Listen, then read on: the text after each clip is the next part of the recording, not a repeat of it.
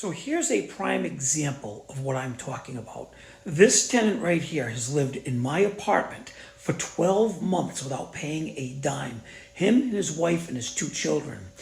He said he was out of work and that's why he couldn't pay his rent. So guess what we did? We offered him a job. He's a cabinet maker. We said, come work for us in my construction company. Even if you want to do maintenance, we offered him a job. He turned it down 3 times in writing, yet he still gets to stay there and not pay rent because of the moratorium. His wife is collecting unemployment, plus the bonus of $300 a week, which is $1,200 a month, which, by the way, his rent is only $1,000 a month. And they refuse. She turned down a job 3 times. We offered her an office job, something that's unskilled labor, to give them an opportunity to work and better themselves. And they've chosen to turn it down and waive the moratorium at us. And of course, as you're all well aware, the moratorium has been extended into October, and they still get to live for free, setting a terrible example for their kids, refusing to work.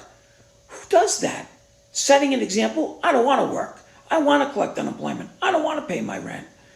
That's what we're training people to do now these days. Yet you folks don't understand why I get upset. 12 months, do the math, $12,000, has not had to pay a dime because of the moratorium. He will owe it later.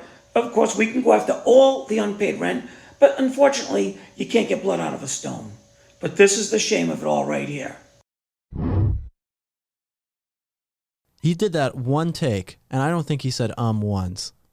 That's better than I can do on this podcast. That is. Sure. No, it was really good. And he was like, he takes this picture of his own tenant and puts it on TikTok for everyone to see, just putting this guy on blast. I am pro shaming people who refuse to work. You remember we watched that Australia news segment of the guy who like had COVID and went in an elevator by himself and like sneezed, and they like on national news in the country were like, this guy's the worst of the worst, the worst of the worst. And they shamed him, said he can't go to Outback and get any blooming onions for the rest of his life. But really they broadcast nationally that like this is the scum of the earth society. Look at this guy going in an elevator by himself during COVID. Like what the heck? Like that's ridiculous shaming. And we were like, and you know, his social credit score went down to 0, whatever. But like people who are offered jobs multiple times and refuse them, that should be like, you should have a public record of how many times you've refused jobs or something. The madness has to stop. It should be illegal. I am pro, it should be illegal not to work when you have the opportunity to. I am pro publicly shaming people who refuse to work. And I know some. Yeah, no, I should drop names right now, but I'll refrain. Yeah, let's get their pictures up. Let's get their pictures up and do a talk about them. Let's talk about all their secrets. This scumbag. But you gotta, it's like, it makes sense though. It makes perfect sense. Because these people why he's upset? No, well, no. I mean, why these people wouldn't work? Oh, yeah. Why would you work? I mean, you're getting paid to not work. You might as well. But again, I mean, just like the guy was saying, I mean, that money will be owed at one point. You know, it's like the chickens will come to roost. Yeah, so, I mean, like the national debt. Yeah. But I mean, for this, I'll believe it when I see it, honestly. Yeah. But you don't think anything's going to happen? I don't know, man. I mean, this was emergency COVID, I have kids, blah blah blah. Like, I don't think our government is going to be hard on these people anytime soon. No, they're going to continue to be soft on them, and then people who actually have money are going to have to foot the bill for all this stuff again. Yeah, classic. But you know, people will do what they're incentivized to do. That's why, like, I joked a minute ago about like shaming people who won't work, which I still think is true. I mean, hey, it's biblical. If the man won't work, he shouldn't eat. But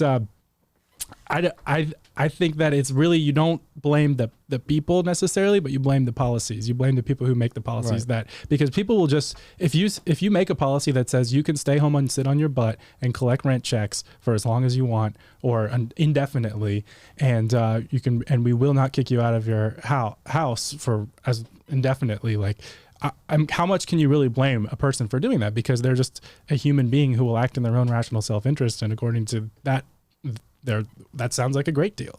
Now, you would hope that people have enough ethics and moral fiber to like reject that and want to get off their butt and go contribute to society and work and not make the economic problems worse.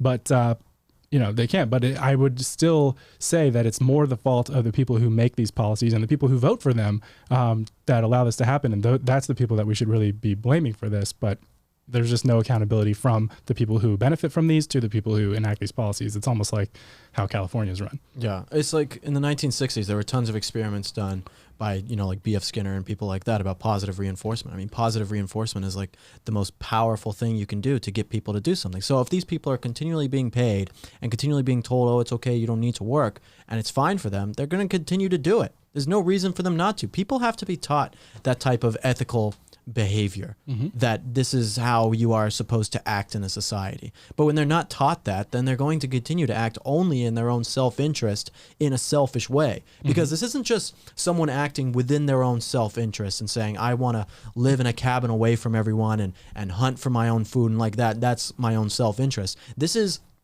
my taxes, your taxes, Scott, all of our taxes going towards paying for people who refuse to work. Why do we even work? Why does my mom, who's a nurse, she has to pay for health insurance and all this kind of stuff, and people come in getting free healthcare from her every single day, free drugs, and they're not working?